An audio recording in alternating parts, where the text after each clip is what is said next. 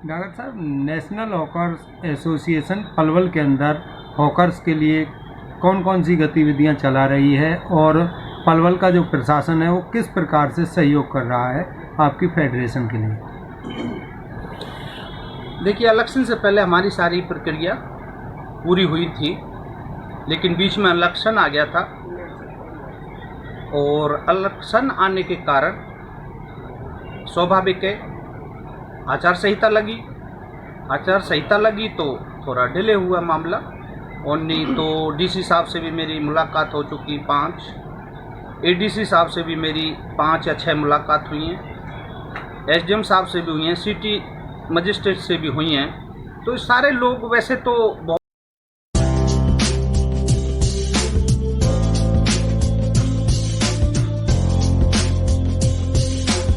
बहुत ही अच्छे तरीक़े से काम कर रहे हैं, सभी नए चेहरा हैं, नए दिमाग हैं, तो प्रशासन बहुत साथ दे रहा है।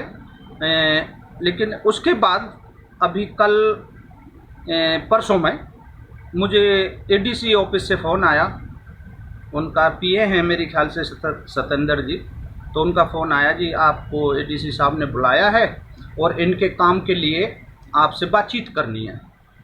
तो मैं अपने एक साथी के साथ वहाँ गया, तो उन्होंने बड़े अच्छे मूड से बात की और 2-4 दिन का टाइम लेके बातचीत करके 2-4 दिन का टाइम लेके तो मुझे लगा कि अब काम बहुत नज़दीक है, अब लंका फतेह है ये समझो।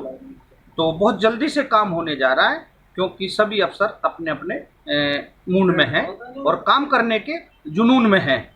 तो मैं सभी को कहूँगा कि भाई बहुत अच्छी बात है, और इन गरीबों का काम, देखो काम तो हमें करवाना है, अफसर बदलते रहेंगे, हमें तो यहीं पर रहना है। लेकिन अगर ये अफसर कर जाते हैं, नए दिमाग के नए अफसर कर जाते हैं, तो बहुत बढ़िया बात रहेगी। क्योंकि अब तक जो आए बहुत ही पुराने हमारे मूड के, यानी पुराने टाइम के जो डीसी साहब आए हैं, मैं एक एक उंगली पे गिनवा दूंगा। नूह रोड से जब तक डीसी साहब का ऑफिस वहाँ था, वहाँ से लास्ट तक का डीसी साहब का मैं नाम गिनवा दूंगा कि किन्होंने कितने चक्कर लगवाए, किन्होंने कितने लोगों को हमें यूँ ही डुलाया। तो ये सारी चीज़ें हैं। एक बार तो हद हो गई थी, अपने मुख्यमंत्री जी आए थे पंचायत भवन में, और एक अशोक कुमार शर्मा थे डीसी, तो मैंने उनको 5वें नंबर पर मेरी शिकायत थी। तो मुख्यमंत्री जी से मैंने कहा, सर 10 स्टेट वेंडर्स पॉलिसी जो भारत सरकार ने बनाई है उस पर मैं आपसे बात करना चाहता हूँ। बोले तो ये तो वेंडर्स वाला मामला है। मैंने कहा सर हाँ। तो बोला, मैंने मीना जी को कहा तो था पहले जो डीसी थे, मैंने कहा सर उनका फिर बाद में ट्रांसफ़र हो गया, उन्होंने 38 चक्कर लगवाए हमारे, तो उनका ट्रांसफ़र हो गया, काम तो उन्होंने बहुत आगे बढ़ाया। लेकिन हमारे जो ये अशोक कुमार शर्मा जी आए डीसी साहब, तो इसमें इन्होंने काम हमारा आगे नहीं बढ़ाया, या तो इनसे आता नहीं या गरीबों का काम है ये करना नहीं चाहते। सर मैं आपसे रिक्वेस्ट करूँगा इस मामले पे इनको पूछ लें। तो उन्होंने गैली खड़े कर लिए थे वो, और उनसे बातचीत की, और बात करने में उन्होंने जैसे भी कहा, एक जी मैं आपको बताना चाहूँगा कि बैठ जा, इसी तरीके से जो है मुख्यमंत्री जी ने उनको बैठाया, और मुझे पता लगा सुबह की लिस्ट में उनका ट्रांसफ़र। तो मेरा कहने में लगा, मुख्यमंत्री जी से मैं 4, 5, 6 बार मिला हूँ, तो बहुत ही अच्छे तरीक़ा से काम करते हैं और शिकायतें बहुत अच्छे तरीक़ा से सुनी है। मैं उनका बहुत बहुत धन्यवाद करता हूँ। और ये वीडियो अगर मेरी मुख्यमंत्री जी के पास तक जाती है, देखिए मुख्यमंत्री जी मैं बताता हूँ, ये 10 लाख से ऊपर लोग हैं हरियाणा के अंदर, जो सर्वे के अंदर 10 लाख से ऊपर लोग हैं, और इनकी लगा लो आप वोट भी कितनी होंगी। तो मेरा कहने का मतलब है, एक इन लोगों पर भी एक आप लोग नज़र डालें, और नज़र डाल के इन लोगों के जो 10 स्ट्रीट वेंडर्स पॉलिसी मैंने पहले बताया कि भारत सरकार ने जो बनाई है 2000 में लागू, यानी कि 9 में बनी है और 14 में लागू हुई है, और 14 से आज तक हम झक मार रहे हैं। अफसर आते हैं बदल जाते हैं, कोई भी अपनी कलम की जिम्मेदारी लेना नहीं चाहता। अब हमारे जो अफसर आए हैं इनसे मेरी बहुत अच्छी मुलाकात रही है और अच्छी बात रही है, और मैंने फाइल सबको पहुंचा रखी है। तो मैं चाहूँगा एक इस लेवल की कार्रवाई पे काम होना चाहिए, अन्यथा फिर आगे का रास्ता मुझे एक सख्त रास्ता अपनाना पड़ेगा।